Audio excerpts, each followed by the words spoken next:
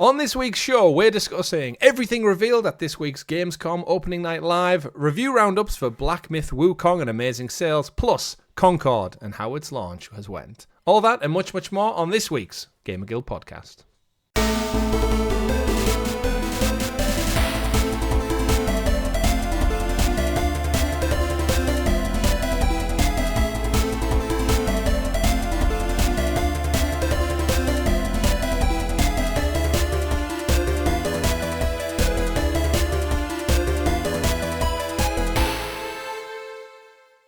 Good game, everyone, and welcome back to this week's GamerGuild TV podcast, your weekly show where we get together to round up all the weekly gaming news for your listening or viewing pleasure right here on youtube.com/GamerGuild TV, or as Richie would have you believe last week, google.com/GamerGuild TV.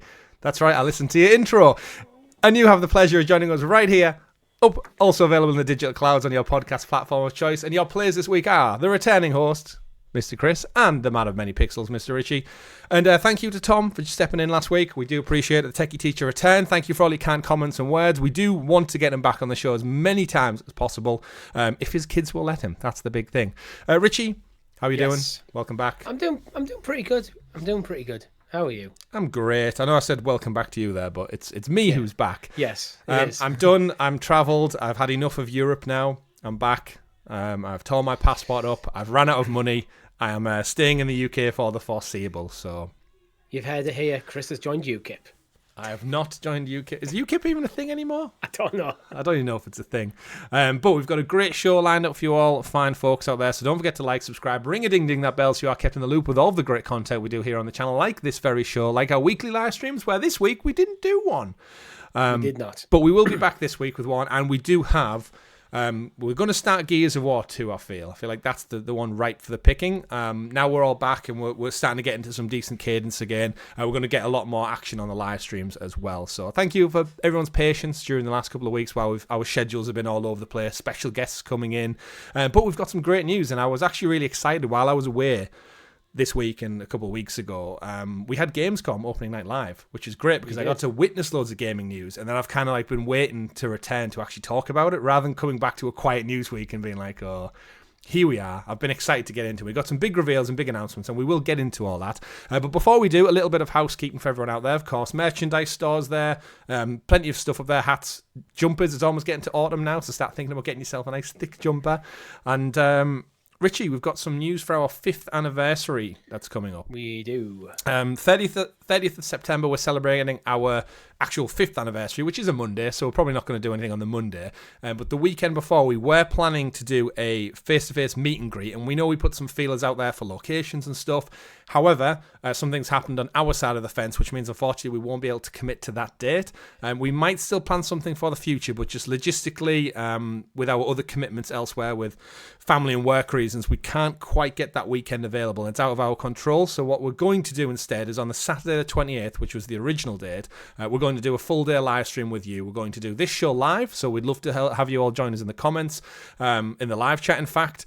And we'll play plenty of games. We'll throw it out there for your choice. We'll do some story stuff, multiplayer, whatever you want. I'm not even sure which games will be out by the end of September. We might get so. I know Call of Duty, I think, might be out in beta. We'll get to it, but we'll figure it out with you along the way. But obviously, apologies for anyone who's maybe booked the day off to travel or anything. But it's out of our control, so we'll definitely get to that one day.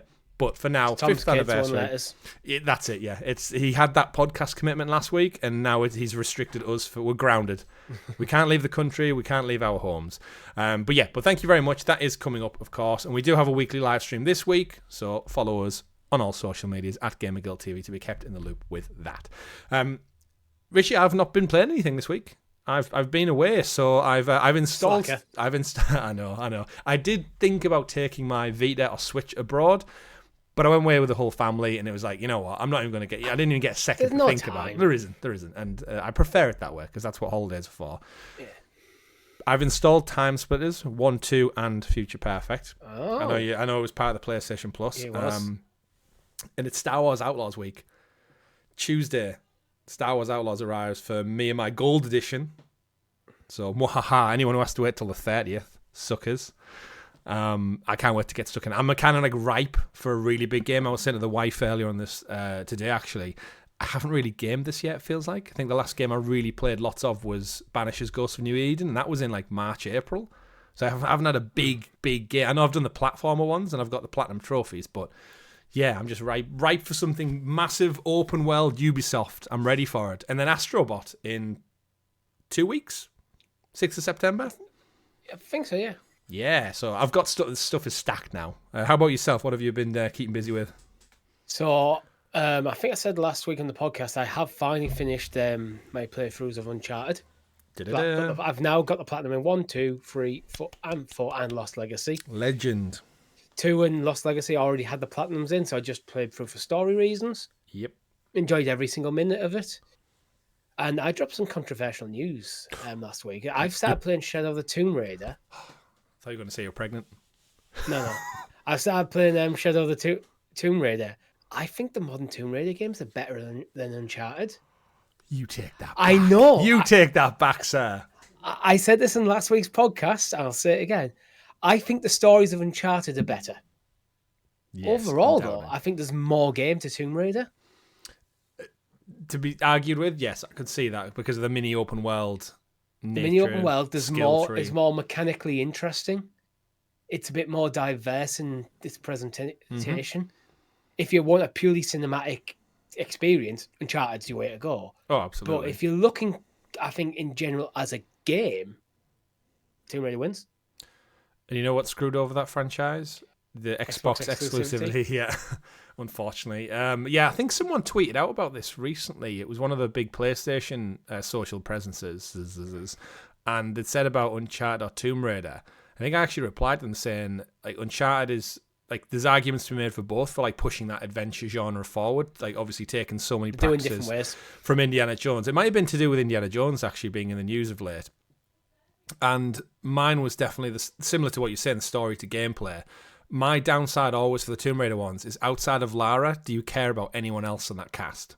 Like, or can you even name anyone else in that 3-game cast? Jonah. I think he's one of the only characters that is recurring across the games. And shout out to Roth, our northern Sheffield-born Sean Bean impersonator. Yeah. R.I.P. But I know what I mean. This is where I think the stories of Uncharted are stronger because you have a greater connection with a larger cast. But I think, and also because it is purely cinematic, there's very little side content to get distracted by. I think it keeps that story going, so you engage in the story right from the moment you start till when you roll credits. Yeah, because there's no sidetracking to do. Mm-hmm. Tomb Raider opens it up a bit more with its areas and it's collected with the more challenges, more side quests and stuff. There's more to do with Lara. Because it's got the crafting mechanics, it's got the weapon upgrade mechanics. That I think rounds it out as a gaming experience more. Mm-hmm. Without going too far straying too far and becoming an open world game full of mindless nonsense. Not to say all open world games are bad, but sometimes it is nice to restrict the focus. It is. And the Tomb Raider games look gorgeous as well in their own right. Yeah, absolutely. It's just, this is what's baffling for me, that we're in a place where no one else has decided to copy it. Like, if Microsoft did genuinely just make their own new franchise that followed those traits of Tomb Raider and Uncharted, they'd be on to a winner. Give us a new cast. Like, it's the gameplay, I think, of both those styles that people love. Well, they have the king of the adventure genre in their library, but they've made him first person. It's semi. That's one thing that we're going to discuss when we get into the Gamescom news, is that it's kind of like semi-open world, and that was a weird thing that happened within the Gamescom, but we'll get into that. But I've got a really good soft place in my heart for the Tomb Raider trilogy and that one. More so the new reboot than the actual old ones. I remember playing Tomb Raider 2 on the PlayStation 1, and like I enjoyed it, and the tigers and the dinosaurs and whatnot, but then I think I was just too young to quite understand what was really going on. And we all remember those Lucasade adverts and Angelina Jolie doing her best. There's not much going on in them games. I think they're very plot light. It's more like get through the level. That's it. Then you get the next level. Absolutely. The Tomb Raider Angelina Jolie movies. Yes. The first one, the villain is Ser Jorah Mormont from Game of Thrones. Oh, really? It's like a nice little and he's got like black hair. And he's so young compared to Game of Thrones, you wouldn't recognize him. And I think the second one has Daniel Craig in, and Gerard Butler as well as like the. Oh wow! It might be the two movies have those people in collectively, but it's like you look at back and you're like, oh, this is before they even went like famous themselves. But less said about Tomb Raider. We'll get into that if we get some hopefully news that isn't just about the TV series in the coming weeks. But Richie, we've got a busy show lined up for everyone. So as we said, strap in, folks. We're back into it. Thick games news, and of course, Jeff Keighley opened this week with Opening Night Live, which I think needs a little bit of a rebrand. You know, when he puts like ONL on the text and said Opening Night Live, I feel like it needs to have Gamescom in the title for it. Yeah. So you kind of just like, I saw loads of stuff going around with like ONL. It seems like it's in my brain. It ticks over to Saturday Night Live, like a TV thing rather than a video games thing. And I think they're missing a marketing beat with really pushing Gamescom as like the end of the summer, because he's got Summer Game Fest and that kicks off and does great. But I feel like, there's something with Opening Night Live that isn't quite on it. With Opening Night Live, out of context, no one knows what it is. Yeah. You need the word Gamescom for people to go, oh, that's what you're talking about. Yeah, absolutely. But we cannot get into all that, Richie, until you introduce us to the graciously gathered GamerGuild Gazette, a.k.a. the news. News. How did Tom cope with the news rigmarole last week? Nailed it, did he? Is it the first time he's done it? I don't know. I think it's the first time he's done a one-on-one podcast with me since probably Sounds of Stadia. Damn. Yeah, I think he's done a few with you, but I think he may have done one with me and you since then. Wow. But yeah, just the way it's shaped up. Did you imagine a world where we leave Rob and Tom to it? That'd be awesome. That'd be interesting. That'd be very interesting. Me and you sat on a beach with a beer listening to our own show and neither are on it.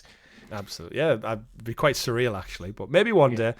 We are up to episode 54 of this particular show, but as a channel, as we reach our 5th anniversary, this is the 425th podcast we've done for our audience. Yeah. We're coming up on 500. It'll be here before we know it. Right.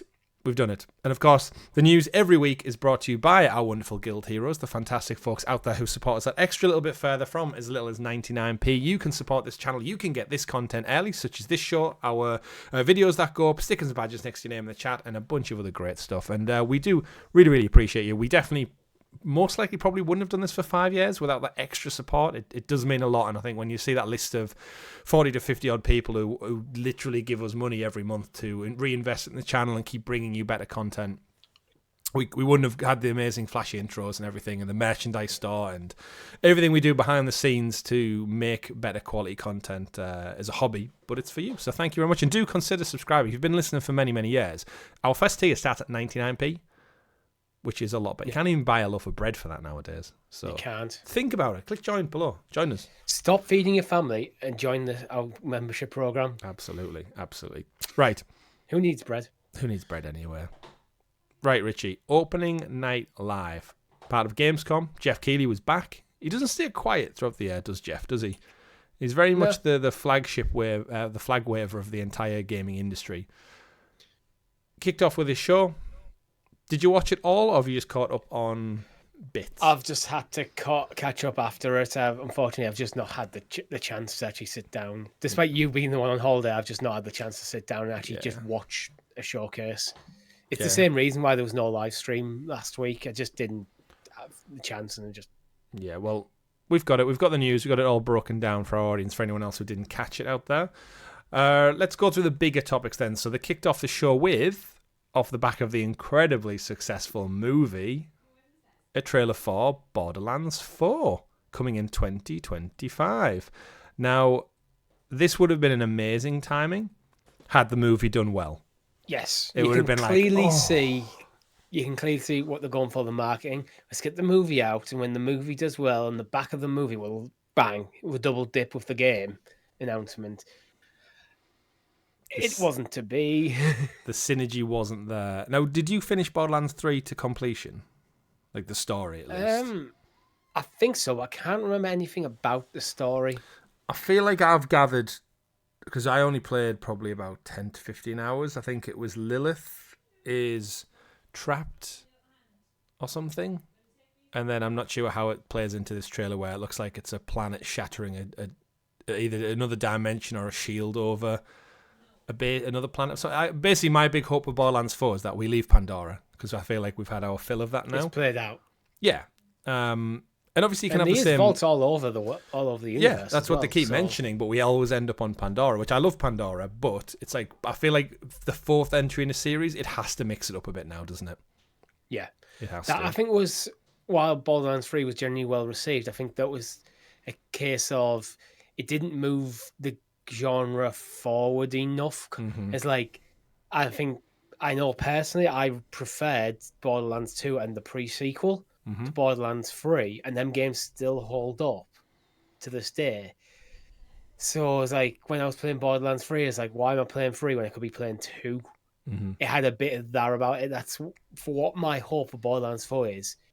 Not rip up the rulebook, but if they make some significant changes, move away from Pandora, get a new, maybe a brand new start with a new cast of characters. Like Kate Blanchett, Jack Black, Kevin Hart. No, forget none of that. But just, I think it needs to mechanically evolve as well. Mm-hmm. Where I don't think it just took a step forward mechanically. I know it's hard with a first-person shooter to like do something like that, but I think that's where they need to find what it needs to be going forward. Yeah, it needs to feel distinct from the previous Borderlands to play. I agree. It's almost runs the risk of like Saints Row suffered from, of just like losing their way because they've done the same thing so many times. And you're almost you're playing it so safe that the audience goes, right, Borderlands was great, but it's just more of the same, and I think that can be a good thing. By the time it comes out next year, it'll have been 6 years since the last one. Yeah, something like that. Yeah. Is that enough time? Do you think? Yeah, I think that's enough. Because we did get Tiny Tina's Wonderlands as like an interstitial, which was a different type of game. Yes, so that's where I think you can give not fully ignore it, but in terms of the Borderlands franchise and the main series, you can put it aside. Go, that is a different style of game. Mm-hmm, absolutely, and of course, Gearbox now is under the 2K brand. They were bought by Embracer, so they've switched families since that. Obviously, this game was in development long before that, but maybe with the backing of 2K, it's got a bit more financial clout to give it that oomph it needs to maybe raise the bar a little bit. So yeah, we'll see. I'm sure it will do infinitely better than the movie has. It's hard not to. And but it was a good one. I think for opening night live, it was a great get to kick things off with, because Borderlands is a renowned large AAA franchise, I would say. It is nice to see. I think the biggest thing from this announcement for me is that there is an announcement. Yeah. That the whole mess with it getting bought by Embracer, then now getting bought by 2K, the project is seemingly healthy. Yeah, absolutely. It's been announced now. It's coming out next year. It seems like all the chaos behind the scenes with the ownership structure probably hasn't affected it, which is nice. It's what you want. Are you surprised then they've gone with Borderlands 4 and not try to branch out to a new IP at this stage? Like 3 is usually like a happy one to rest on for now. Maybe you've kept Tiny Tina's Wonderlands going, but because we know they tried Tales of the Borderlands, which nobody bought or played. The Telltale one was amazing. Yeah. And then no one bothered with the... I'm sure it's good, that's the thing. Like, I will probably go back and play it at some point when it's on a sale, because I thoroughly love the first one. And I'm thinking, the people who actually made the original games and own the IP and know about the story writing, surely it can't be that bad. It just came out at a time, I feel like it got no marketing, probably because they were part of Embracer, and Embracer are cheap skates. And I think it just went under the radar at a busy time. Remember, it came out in... was it 2020? Was it last year? 2023? Did it come out in the best year for video games ever, and it just got swamped? Yeah, something like that, yeah. Tales of the Borderlands. To go back to your question with the Borderlands IP, I think they do need to keep it going, because it's Gearbox's biggest IP. Yeah. You're buying Gearbox for the Borderlands IP, both Embracer and now 2K. So yes, you can start spinning off into other stuff, but I think they kind of need to nail a Borderlands game just to put some money in the bank before to prepare them to take another risk. Yeah, absolutely. So aside from Borderlands, we got a look at Call of Duty Black Ops 6, another trailer showing off some of the campaign stuff. I've seen things this week around Call of Duty Zombies really coming into its own.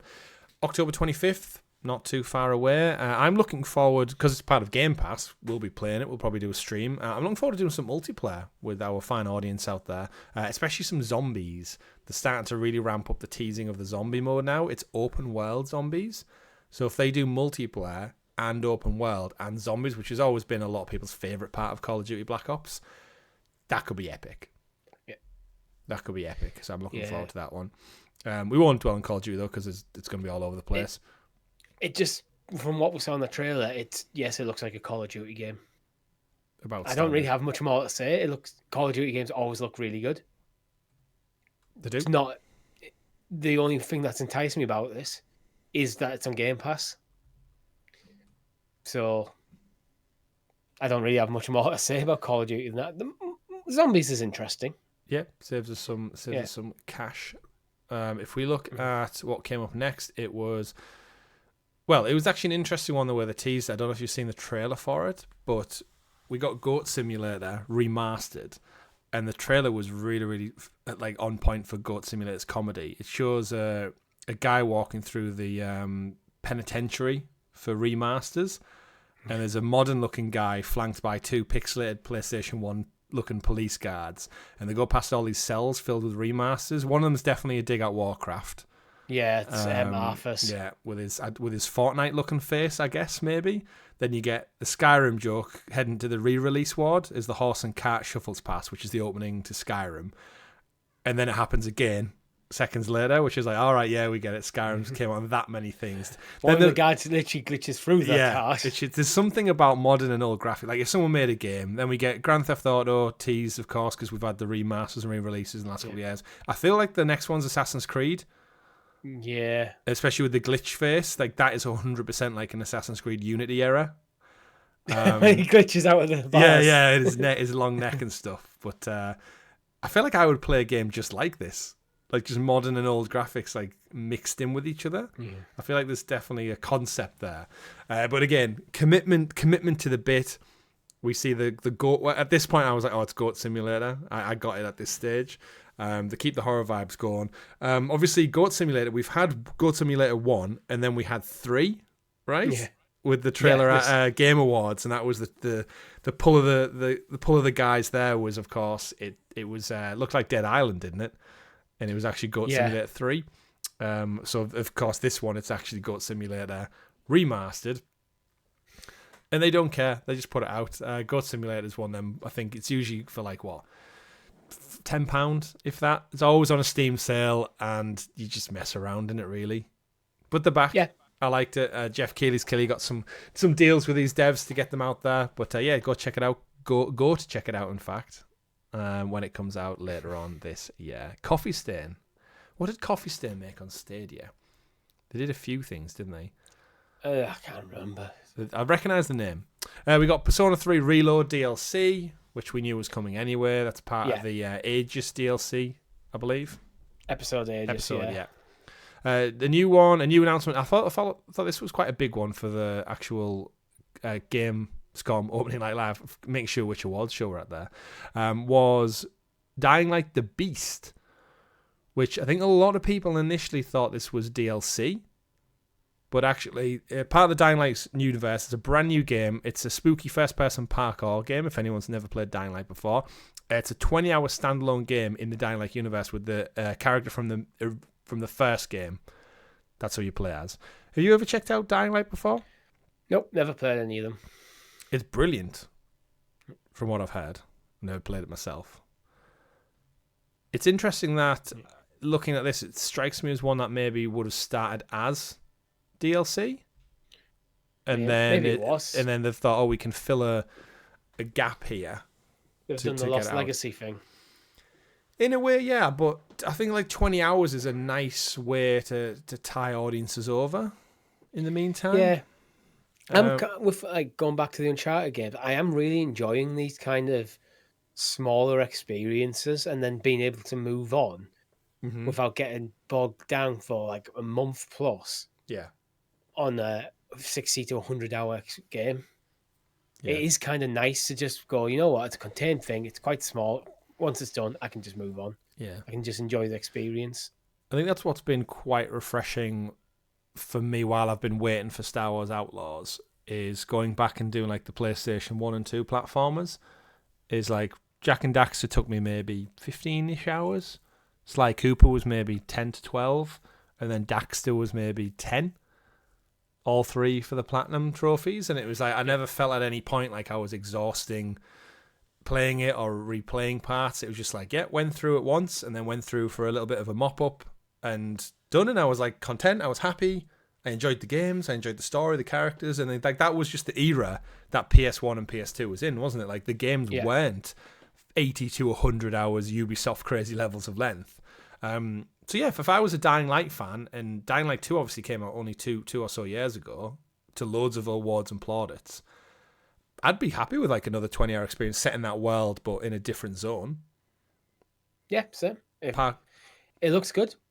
Yeah, I need to get to one. I feel like I've seen the original Dying Light special edition on sale like all the time for like £7.99.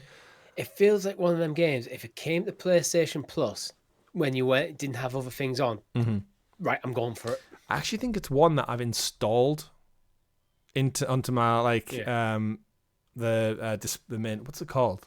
I was going to say HUD, but it's not HUD. What do you call you? The bar. Your bar. But what do people call it? It was on the PS3. It had a name. I can't remember it now. But I tell you what, you go away for a week and you forget everything to do with video games. Cross Media Bar. That's what it was called on the PS3, the Cross Media Bar. But yeah, I've had it installed before, sat there with the icon waiting to go, and then you know when other things get in the way and come out, and then you look at it and go, sorry, delete, back off, and then you might never install it again. I think I've done that with Shadow of the Tomb Raider about 4 times. 4 times. And I'm finally playing. Finally getting around to it. Well, it happens. I think I had it on Stadia and never got around to it. Quite possible. Well, you didn't have to install it at least. Yeah. We then got a trailer for Black Myth WuKong, which I'm going to interject at this point with a story that ties into it. I know you and Tom covered the review roundup last week.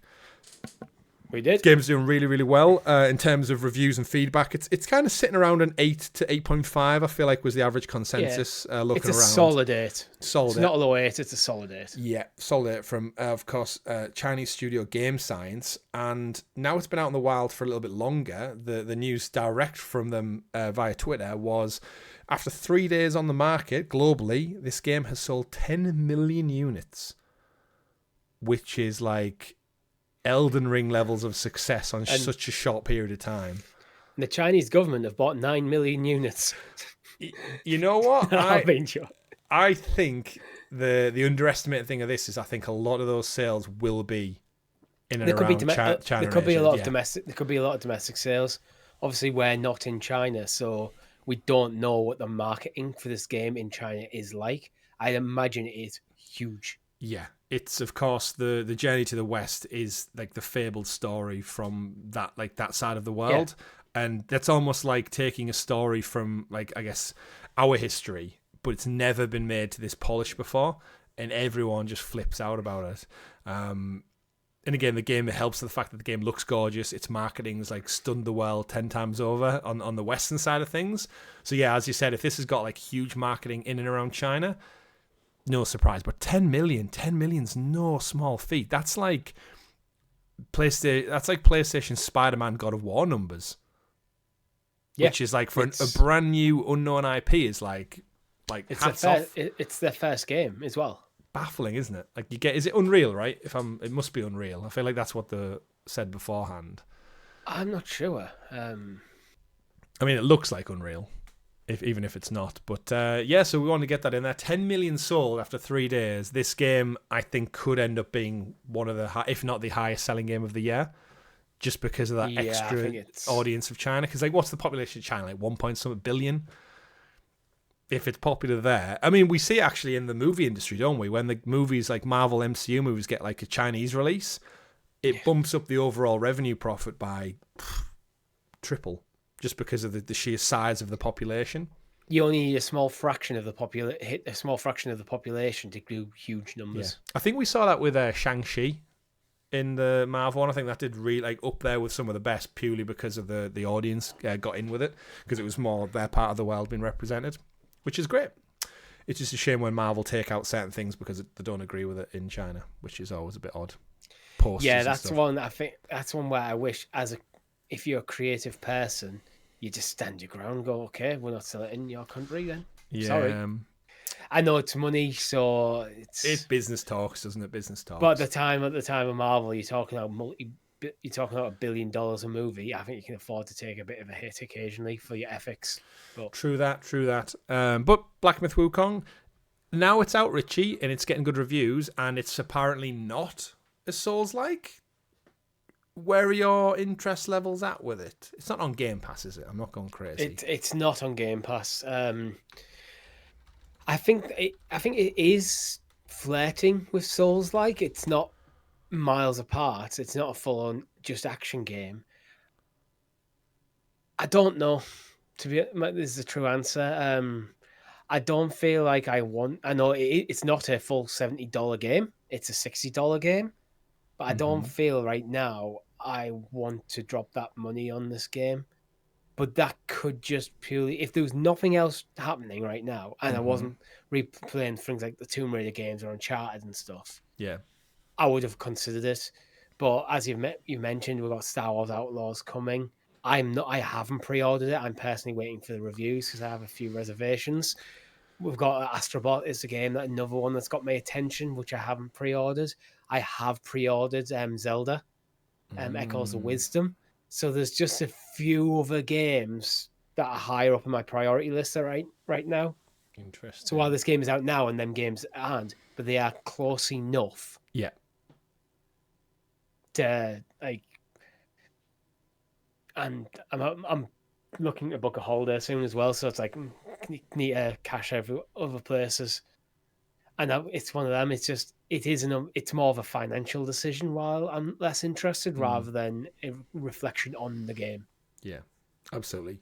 It's it's one of them. It's crazy. To put it into perspective as well, Helldivers 2, one of the best selling games of this year, sold about 1 million in the same time frame as this game's hit 10.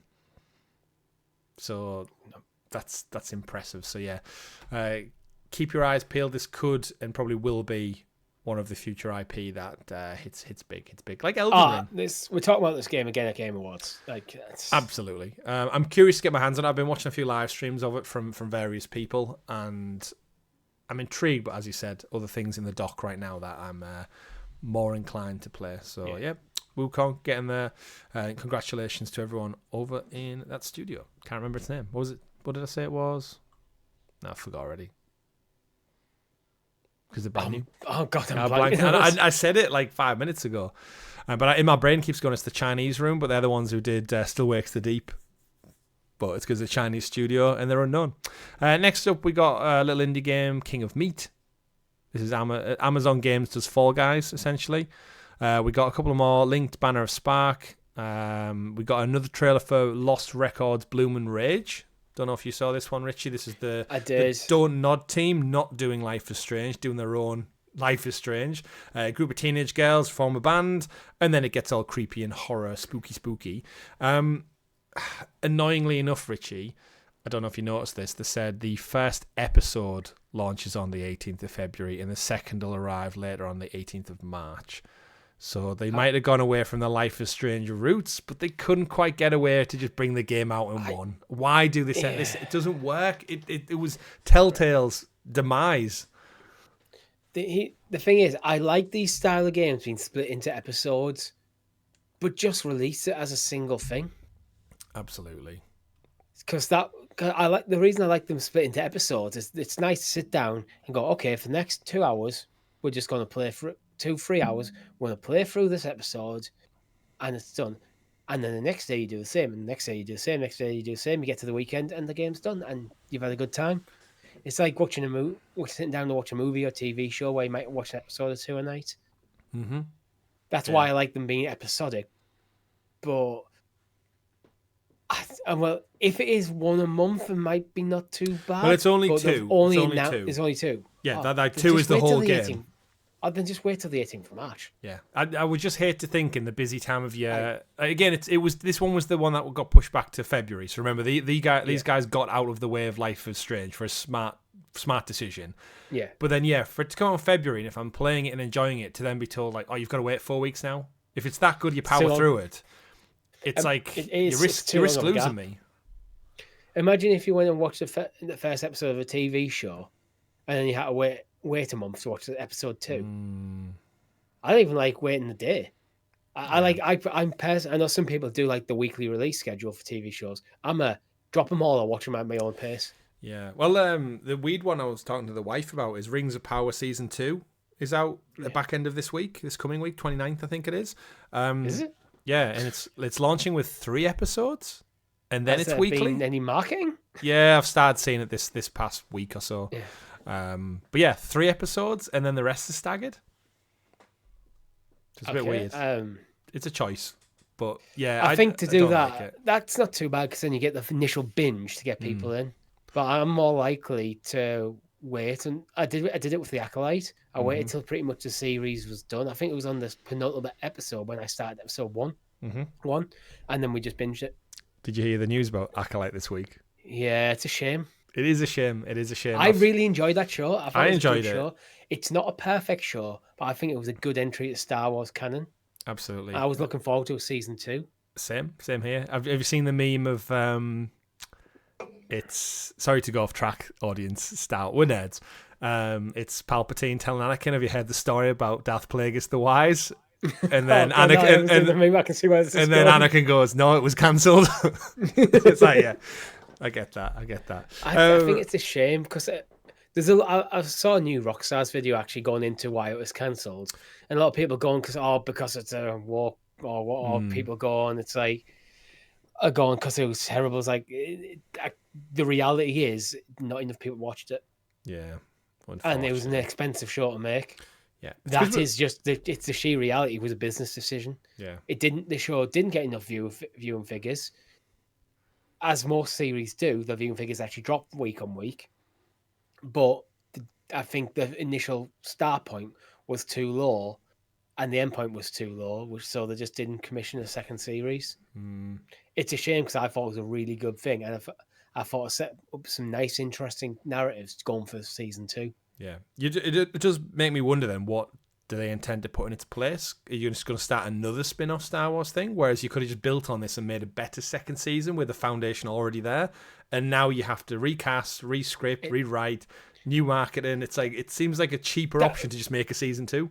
That's what I would have hoped. Like, it did okay, season 1 didn't do as well as you'd like. But if it's one of them, like how the prequels initially were hated and people have now come around to actually going, you know what? They weren't as bad as we thought. We actually kind of liked them. We grew up with these things. It might have had that by season 2 came out. It might have had a bit of a redemption as more and more people ignore the internet noise of people shouting at each other on Reddit and actually take a try in the show and go, actually, I quite enjoy this. Yeah. And then season 2 launches stronger. It might have just took a bit longer to get there. But who knows? We'll get some... it could have completely fell on its face. We'll get some movies soon enough. It's a shame. It is. I'm waiting for Rogue Squadron movie, they announced, but then the director, I can't remember what the director was from. She did a good movie before, but I'm thinking, give me a Rogue Squadron movie, but give it to the director of Top Gun. And just make it epic. Yes. Maybe get the Rogue One guys involved as well. Give Tom Cruise a cameo. Yeah, maybe he's a really small shot stormtrooper. Anyway, back to Gamescom. After that slight Star Wars interlude, folks. No More Room in Hell 2 got it, which is the 8-player permadeath co-op. We've seen this earlier on at the Game Awards, so it was just a little bit more of an update on that one. It's coming into early access sometime around Halloween. Makes sense. Get your market out there. Ark Raiders, which is the Concorde-esque looking one from the studio behind the finals, which did really well. That always reminds me of Star Wars Battlefront 2 in terms of the way it seems to play, and then it just never seems to come out. Yeah, I remember as I think actually when we watched this maybe at Gamescom or Game Awards last year. Stadia. Yeah, that was probably when we covered it. I remember us being like, I like the aesthetics, I like the look of it. I like its overall vibe. And then we never really got any more information on it. It went quiet, but 2025 we got a release date ish. We Window. got at least Got a window. We have a 12-month window. I think hopefully it's interesting that they did the finals and then they've not moved on, but they've got this in the bag as well. When like the finals has done really well for itself. Ironically enough, when we get onto the Concord news, the finals has done quite well in that era of the games industry. But yeah, Ark Raiders, don't really know much more about it. Well, I'm not surprised with the finals because the finals had a bit more, had quite a bit of charm to it with the way it presented itself. Because with it presenting itself as if you're playing within a character within a game show with all the announcers and stuff, it was kind of okay. It did stand out in a crowded industry. You know what's interesting that they also announced? What? It's no longer free to play. Ark Raiders. Yeah. Was it free to play? It's supposed to be, but now it's not. So it's like, have they got enough confidence in it to put a price on it now? Which could bode well for it if they're that confident. Do you know what? If it's a single, it's a team shooter, but if it's a predominantly like narrative basic thing, if it's more co-op than games as a service, then yes, absolutely stick a number on it. Although Concord could put them off, depending on how it launches on that. But we'll get to that. Different type of game, though. We got more Infinite Nikki. We got more Warhammer Space Marine 2, which I can't wait for. I just hope it's quiet enough when it comes out for me to get into it. If I finish Outlaws and I'm finishing Astrobot, it comes out early September sometime. I think it's like the 9th. So that's very close to Astrobot, but we shall see. Predecessor, we got a full release trailer for that, which is a new MOBA shooter. This is where I think the today tend to get into like marketing money. You know, where there's always that like block of just like random game mobile. A Hoyoverse block. Yeah, pretty much. Path of Exile 2. We got another trailer for that one. It's the free-to-play Diablo like that's going to come out into early access on the 15th of November. Dune Awakening got a trailer which actually looked really, really good. It's a Dune MMO where it's basically survive in the deserts of Arrakis. And yes, Survival coming to PC early next year. So we'll get to that more. The one that stood out for me, interesting, Tarsier Studios, who are the creators of Little Nightmares 1 and 2, but obviously they don't own the IP. So Bandai Namco retained that, and they're making Little Nightmares 3. We've kind of got a Life is Strange Don't Nod Square Enix deal in our hands. They showed off Reanimal, and it basically looks like Little Nightmares. It does. Like for everything, basically everything but name. But now Tarsier are with the Embracer Group under the THQ Nordic umbrella. But, the game looks great. It does. It really does. That's the weird thing, is having these two both show-off trailers. They could be together and it would look like the same game. But like it's just missing a yellow anorak. Yeah, basically. It's got a creepy little rat creature instead. But I feel like as a consumer, this is great, because now I'm getting 2 Little Nightmares. Yeah, 100%. Yeah, I like Little Nightmares. This looks cool. Yeah, and obviously I'm looking forward to playing Little Nightmares 3, hopefully with you at some point, because it's co-op. Oh, right. Reanimal, I'm not sure what it is, but there's 2 characters in it. These are, I like to think these games is more like the semi 2.5 3D versions of like Inside. Yeah, I know what you mean. It feels like the one? Inside. These almost like there's Inside, Limbo. Limbo, that's the other one. Yeah, these kind of feel like the spiritual successors to them games. Absolutely, but yeah, Reanimal looks cool from Tarsier Studios. So yeah, wishlist it now, coming to PS5, Xbox, and PC. So that one looked creepy. No, obviously extra details, but I'm guessing they're probably going to do what Bloom and Rage are going to do, and maybe come out a little bit later so they don't get caught up a little bit too much. We then had Genshin Impact, Monster Hunter Wilds was shown off. It's a 3rd trailer for Monster Hunter Wilds. No other dates still other than 2025. I hope this game isn't going to turn into like, was it Death Stranding, where we just got hit with trailer, and it was like, right, I'm bored of it now. 3 trailers in 2024 for a game coming out in 2025 feels a bit much. It does.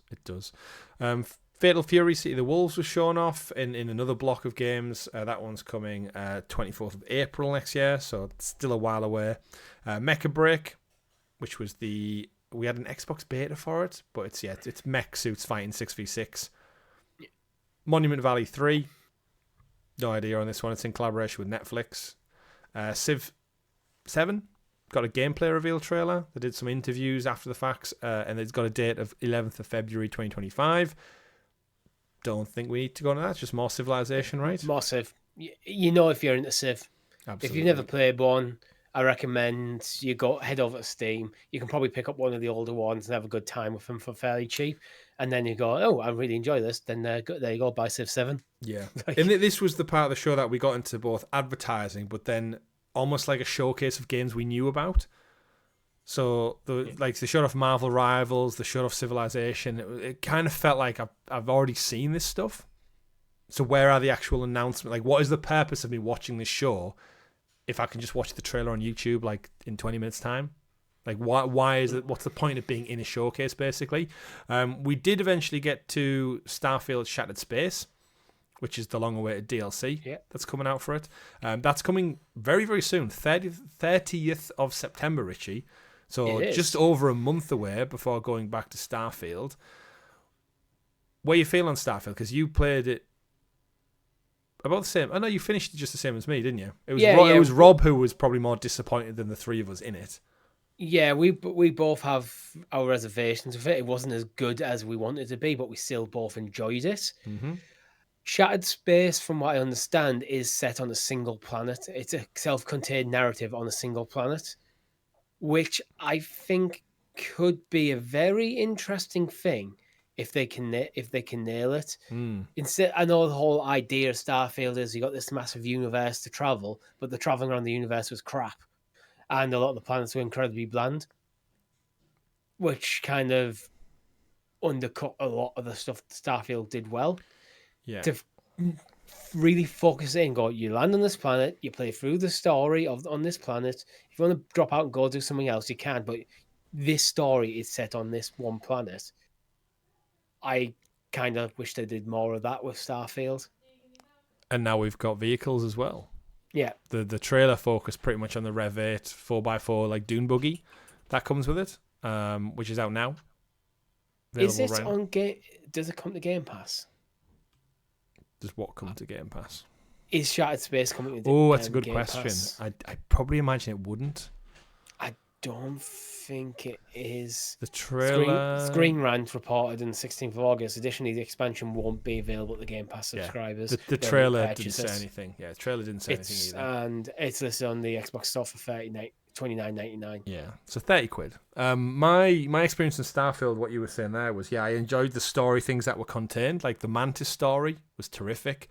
I like going out there and becoming a space ranger, doing the little missions on the side for that kind of like corp.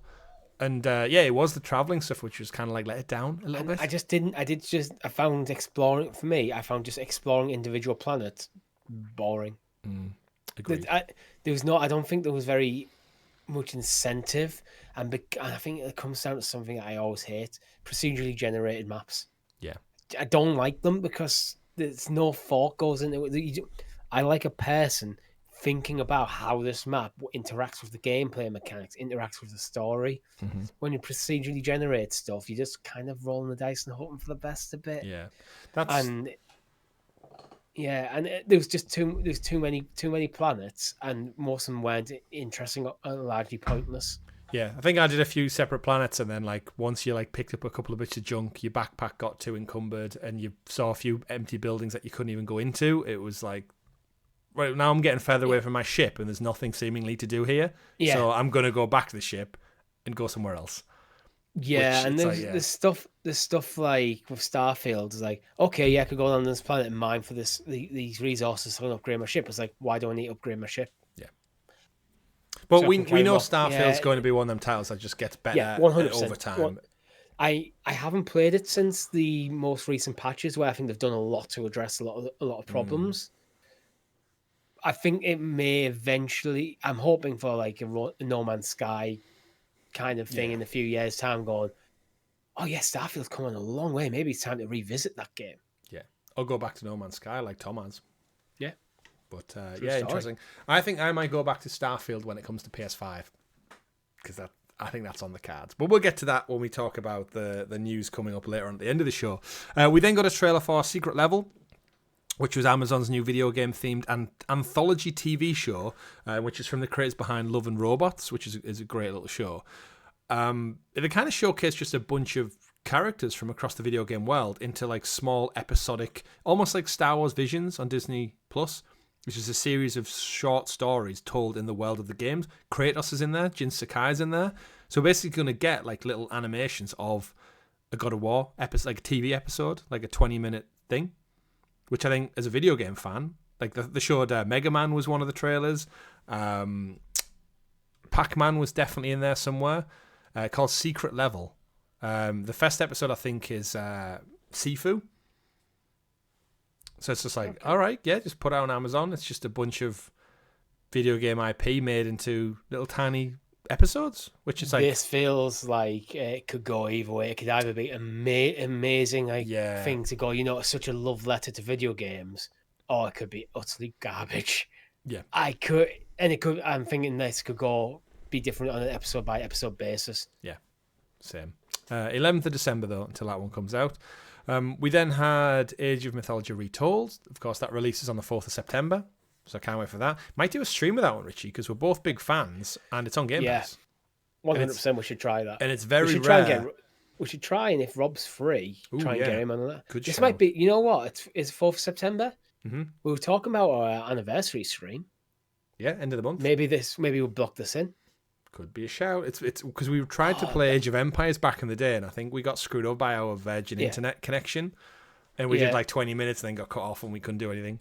And neither is our Virgin internet anymore for that reason. Yeah. It'd be interesting as well. I don't know if Tom's played Age of Mythology in the past. Oh, he will have done. He will have done. But if we could, we haven't talked to Rob or Tom about this, by the way, yet. So if it doesn't happen, it doesn't happen. A 4-way stream would be pretty cool. Well, we'll start planning. Now we know what we're doing. We'll start planning. And you guys can probably play with us as well. Yes. We then got Towerborn gameplay trailer, Delta Force Hawk Ops ahead of its early. A lot of this is early access Steam stuff, so we'll get more to it when it gets its console release and its official date. Kingdom Come Deliverance 2 had another trailer, which again we got the confirmation at Game Awards, so we knew about this one, the medieval title, launching February 2025. And there's a full preview actually that was already out this week with gameplay and stuff. So if you are interested in Kingdom Come Deliverance, there's plenty more out for that now. Then we got another block, Endless Zone Zero, Honkai Star Rail. We then got Batman Arkham Shadow, which every time I see anything slightly like this related, I just go, Warner Brothers. Like, this could have been so cool if it was a console release. Like, seeing, even though it's in VR, just seeing the world of Arkham realized again in a video game, and I'm thinking, well, I don't have a MetaQuest. It's not coming to PSVR 2, not that I have it. But just like, oh man, why have we not got a fifth entry if we count Origins in this series? Like, man, this looks like an amazing game. And actually, even for VR, I think this is the sort of thing VR could do really well. But the problem is, this isn't. The fact that it's a VR game is like, we want an Arkham game. We want a new game in the Arkham series. That isn't a Suicide Squad game. That isn't a games as a service thing. A back to basics single player action game where you play as Batman. Mm-hmm. That's what we want, and you're doing everything but. I think that's got to be next. Like, seeing the overlay when he goes into like detective mode and stuff, and seeing the fonts, it's like, oh man, the Arkham games are so good. I mean, we have to pretty much guarantee that the next game Rocksteady are going to work on has got to be about, like, they've got to be sent back to their roots, right? I don't know. WB would be stupid not to say, right, let's go back. After the success of Hogwarts Legacy, WB said they're going to double down on games as a service. Yeah, but then after the failure of the other two, I think. Yeah, but it's like they hadn't produced a good games as a service game at that point, where the single player stuff largely did well, Shadow of War with an exception, and that was down to loot box nonsense. So when they've committed to an IP-based single-player action-adventure game, they've always done well. And when they've stayed away from that, they've done terribly. And so they double down on staying away from it. It's just mind-boggling. They don't. It's one of them. You just haven't. I feel like they don't have a clue what they're doing.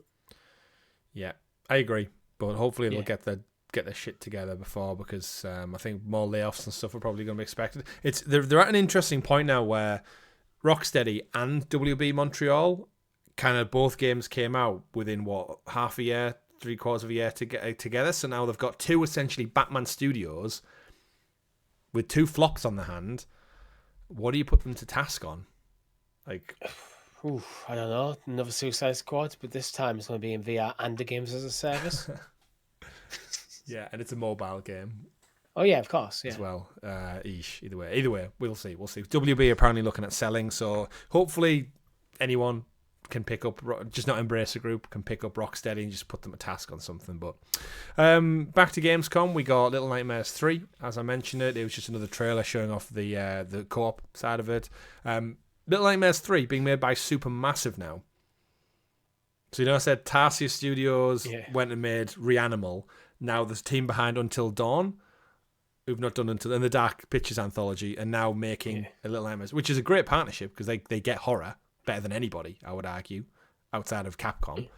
So there we are. Herdling was a new game announced from the creators of Far Island, where it looks like you basically herd a bunch of cattle type animal around. It's like almost like a cozy game.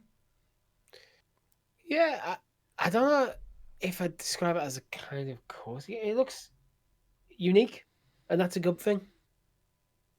If the AI works with the herding. That's it. That's the big one, isn't it? Yeah. It did stand out for me just because it's different. It's from the people who made Firewatch as well, which it's been a while since they got out a decent game. But yeah, you basically herd them round, and it looked almost like a horror game to start off with. And then it cut to actual gameplay, and you go, oh, okay. It's just little yak creatures and a young lad in a anorak coat going around like a nice, colourful world. But yeah, any game where you have to herd animals, you always do wonder. But it's an interesting premise. It's a little bit different. I'm thinking it's probably more leans into like puzzles, like how do you get them across certain areas, avoid obstacles, maybe don't kill them. Who knows? Yeah. But Herdling coming early 2025, as well as another title announced. Keep going. Masters of Albion. Peter Molyneux was on stage. Didn't really understand what this one was about. We then got Squid Game Unleashed. Do you want to touch on that at all? Yeah, with Masters of Albion, it reminds me a bit of Dungeon Keeper, where you're playing it is like a strategy game where you're building up your base, but you are kind of a god in that world, and it's things like you can possess. You could possess one of your soldiers and go into a third person view, so you can actually go about fighting the battle yourself. So it's an interesting kind of quirk on them, and on like a real time strategy kind of thing. It's like Age of Empires, but you can do a bit more as an individual. Yes. Interesting. Yeah, I think it looks pretty cool. Yeah. What did Peter Molyneux do before? Peter Molyneux. Oh God. Because the name rings out so well. Is synonymous. Yeah. Was he Fable? I think he did work on Dungeon Keeper before he destroyed it by making it a stupid mobile game. He's one of them names where as soon as I hear him, it's like he's been around for 20, 30 years. It was like under Bullfrog, so stuff they worked on. Theme Park, Dungeon Keeper, Black and White, the Fable series. It must be Fable then. Yeah, Fable is probably, yeah. He's British, right? I believe so. He was born in Guildford, so yes. Guildford. Good old Guildford. Yeah. Squid Game Unleashed was also announced, which just looked like, it's a Netflix mobile / cloud game.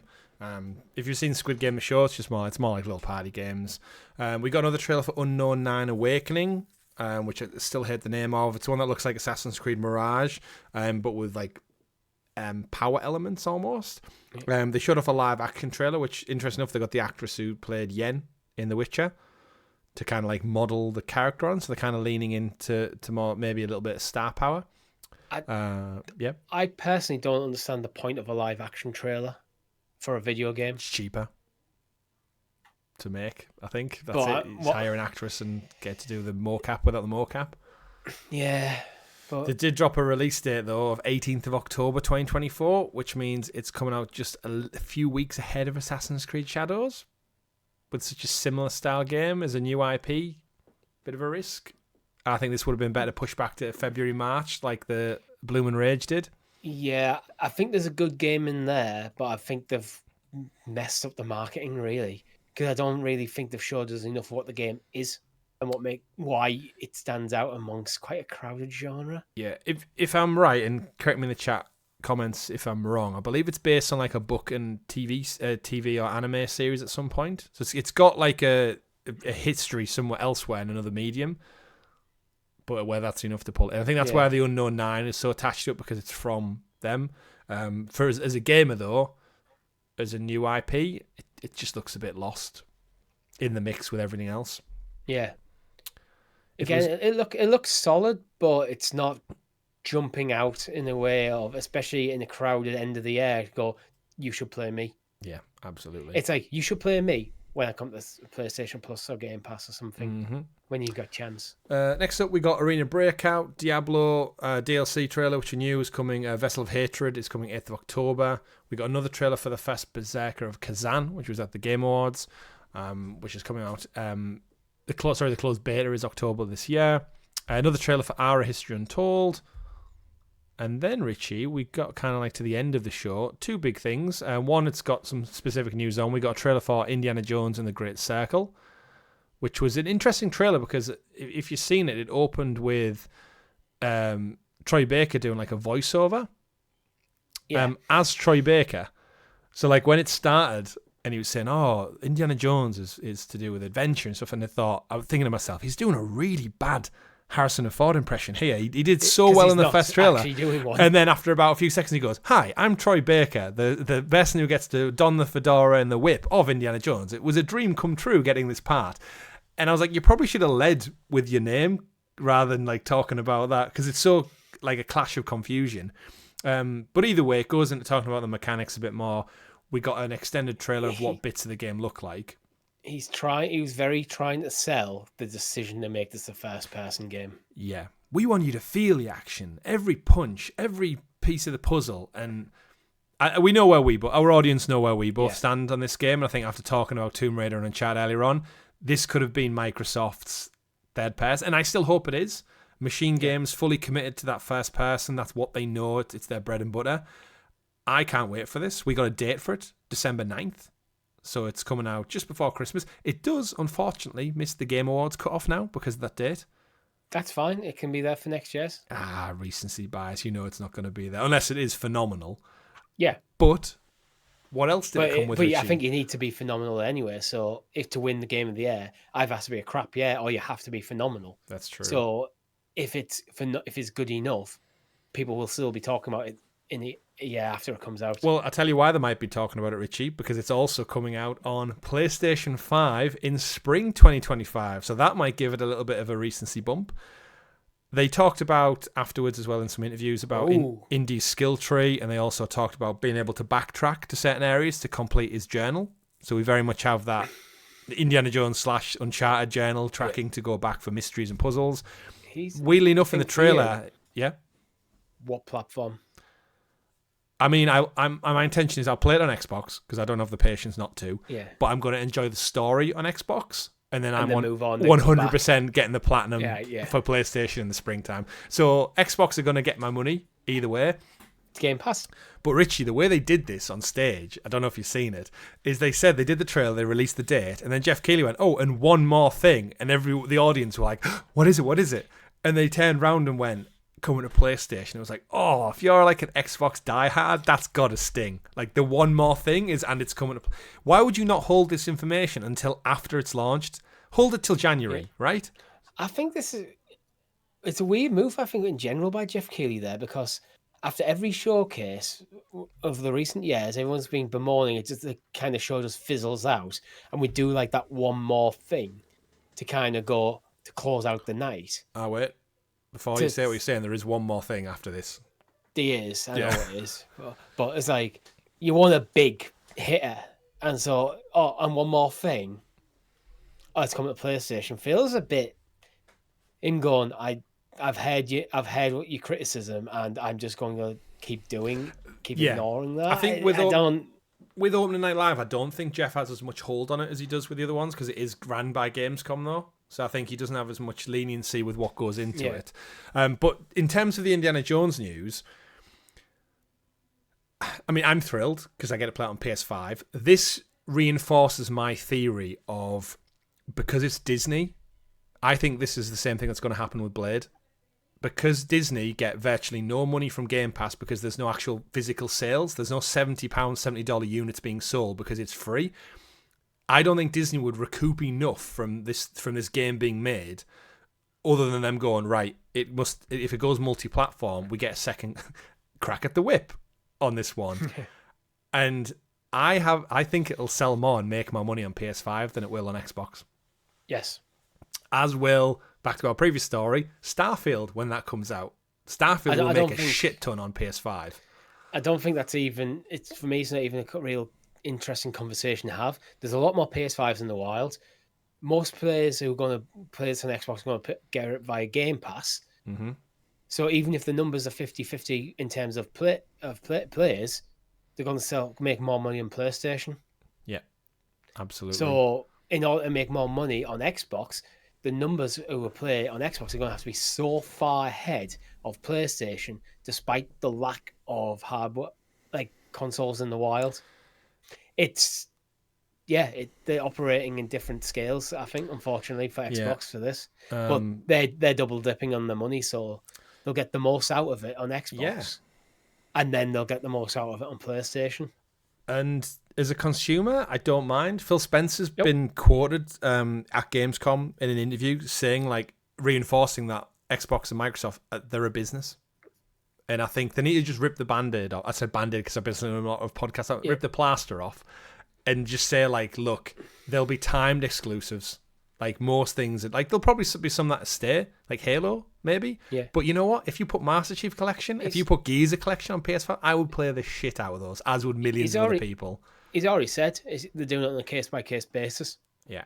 So he's already said it. It's like, game by game, we'll make a decision whether we keep it on Xbox or we'll push out further. But remember when they said these games only, when they announced those initial 3, and then said, like, Indiana Jones, Indiana Jones and other ones won't be, Starfield, and then now I think we're at a point where it's just like, just commit to it. You know what? If you're on Game Pass, if you're on Xbox, you get to play it 6 months early. If you have patience and you don't want to be in the zeitgeist and getting it at launch, you can buy it for full dollar price on the other platforms. I get why he's been a bit non-committal, because it keeps control of it. Because if he goes, we're committing to Xbox exclusivity for our first-party titles for 1 year, then they'll come to other platforms, that then sets the expectation.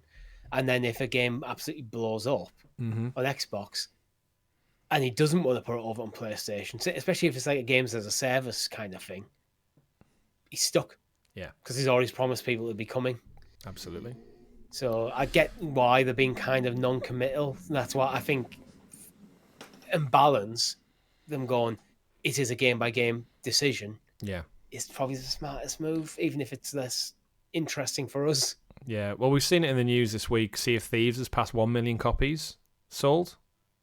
If you think about that, the game was priced at $40, £40, which means 1 million sold. That's made Microsoft $40 million, roughly. Yeah, for an old game. Minus overheads. But And Sony's cut as well. You'd imagine they take 30% cut minimum. But it just goes back to seeing, like, in a weird, interesting twist of fate, the other news story this week, there's Avowed is apparently locked at 30 frames per second, and people are arguing that the Series S is holding it back. And then if Avowed ever comes to PlayStation, we're in a weird place where if we get the long-rumoured, badly covered-up PS5 Pro, is Avowed and Indiana Jones is the best place to play these games with a couple of months' patience going to be on PS5 Pro? Because Xbox have said there is no plan for another console. They're going next-gen in a year or two, probably. It's such a weird place we're in. Like, again, as a consumer who has all these things, we're eating happy, right? Well, I think Obsidian have made a mistake with Avowed here, because it's all well and good them saying not every game needs to be 30 frames per second, and I actually do agree with that statement. Mm-hmm. Given the choice, I'm going for higher frame rate over higher graphics nowadays, every single time, because I think graphics in most games are at a standard where they're good enough. I'd rather have the game feel smoother to play and slightly less visually impressive. Mm. And I think a lot of people say the same thing. So maybe on the Series S, you could go, it's locked to 30 frames per second, it is what it is. On the Series X, you're given a choice. Do you want to scale back the graphics? Or player choice is always the best decision in these cases. So I think that's a bit of a mistake. Because there is a lot of people out there who diehard needs to be at least 60 frames per second, or I'm not interested, and now not interested. Yeah. It's a curious one. Yeah. So, final then for you, Indiana Jones, what's your plan of approach? I don't know, because you're not as big a fan as me, are you? I'm nowhere near. I am interested in the game. And it comes back to everything about Xbox for me at the moment, because my Xbox is in a house where I basically don't live. It's the complications around that. So this is why most of my gaming nowadays is on my Portal, because that's just how I'm playing games at the moment, and I don't have an Xbox equivalent. And I know there is hardware out there like the Steam Deck and other things. But if you had the perfect setup, what's your preference? Everything's in one house. You're good to go. Is if the game's doing cracking, you think if you enjoy it on Xbox, maybe pick it up? I wouldn't double dip. I wouldn't if I'd play on Xbox. Not in for that platinum trophy. No, we'll see. I don't know if it depends. If it was, let's say I don't get to it in December and it comes like June, July. Well, I can't remember when he said it comes out. Mm-hmm. And it's a 50-50. I'm going PlayStation just because I'm slightly more invested in that ecosystem. That being said, I get it for free on Xbox, so I'll probably go Xbox. So it's Xbox, yeah. Interesting. Well, we'll have a stream on the channel, and I will be doing a retro look back at some of the PS2 games. So I've got Staff of Kings and forgot what the other one's called. It's on my shelf somewhere. I need to rewatch the movies. Yeah. It's gonna be I haven't seen them since I was a kid. I can't wait. I'm hoping this fills the gap between. Again, I'm disappointed with the first person stuff, but I think Troy nails it. The graphics look great. I trust Machine Games because the Wolfenstein games are amazing. Yeah. So I'm here for it, and I hope they do nail it. But I'm also happy it's coming to PlayStation at some point, because if I do really enjoy it, it's one of them. Like I said, I've got such a love for the franchise and the IP. I will 100% go back to it if I'm not playing anything in the spring. If it hits at that quiet time in the spring, there's nothing else out, I'm probably there for day one, so looking forward to it. And then the final one, which I know our audience are going to get on to me about, the big final announcement for Mafia, there you go, that's a spoiler, from Gamescom was Mafia, the Old Country, closed out this year's opening night live. We got a teaser trailer for a brand new Mafia game, and this time they're going back, Richie. It's going to take place way, way back when, in the Old Country, so the formation of the actual Mafia in Italy, way, way back when. I can't remember what official date they said. I think it was like it's basically the turn of the century. So think like 1900s, like railroads and the Wild West, just about starting to become industrialized a little bit. I think this is a great move for the Mafia team. I think the Mafia trilogy did its thing in like the 30s, 40s.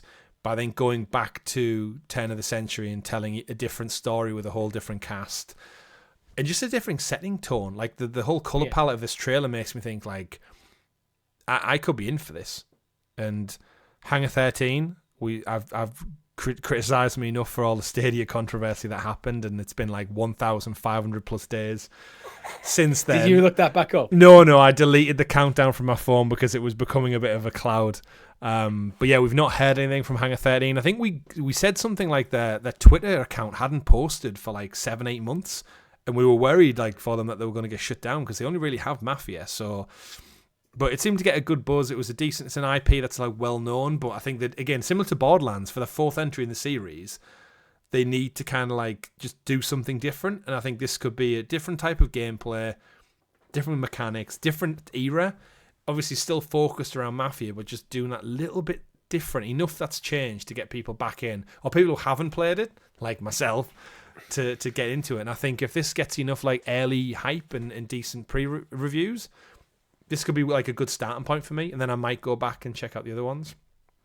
Unless I've played Mafia on stream, because everyone keeps getting on me in our Discord about that.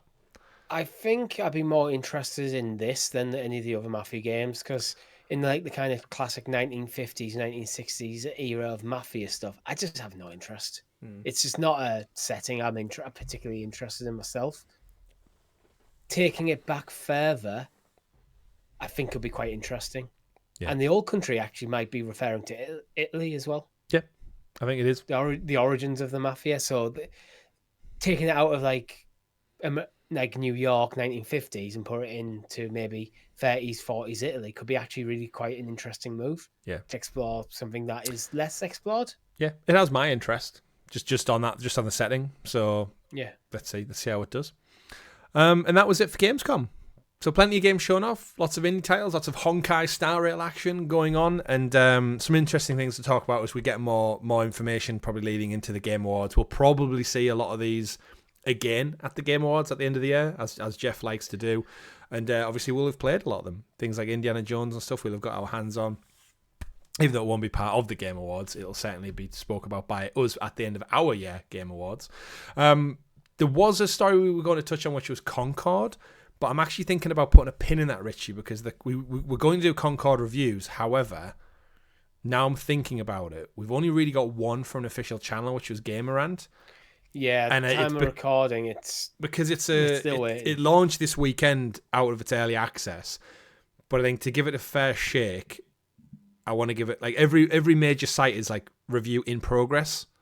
So I think rather than, because we haven't played of it, it's got no interest for me. So I think rather than talk about this week without knowing the full picture, because I've heard the game's really good, it's really fun, but the general conversation is like, oh, is it going to fail? Is it doomed to fail? And it's like, well, I want to at least give it like its dues and let people get hands on it and see how it fares, because as it stands now, the Gollum game has got more peak plays than Concord, and I think that's maybe just at a poor start this weekend. So yeah, so Tom Warren of The Verge tweeted it, saying it was on the 24th of August, just for clarity there. Mm-hmm. At the time of his tweet, Concord had 697 all-time peak concurrence. This is on Steam. That's dated August the 23rd. Lord of the Rings Gollum had 758 all-time peak concurrence on 25th of May 2023. So in the equivalent window. Mm-hmm. And there's a lot of commentary beneath his tweet about the $40 price tag doesn't work when there's so many good free-to-play shooters. Mm-hmm. But we can see how it shapes up with the reviews when they come out. But it's not a good start. It doesn't. Lives Games as a Service. We've said about WuKong. We've said about Helldivers. We'll see. I feel like this game, although it is a PlayStation game, it does in order for it to survive. I think it did need to capture the PC audience the way Helldivers did. Yeah, and it seemingly hasn't due to the Steam numbers. But we'll see. We'll give it a week. Could turn it around, and we'll get back to it. Last couple of quick news stories. Xbox Digital Series, the sexy Galaxy Black Edition, and the 1TB Series S and X all digital without the disc drive versions. They've got a release date of October 29th.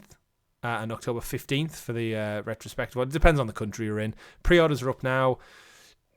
Go order them.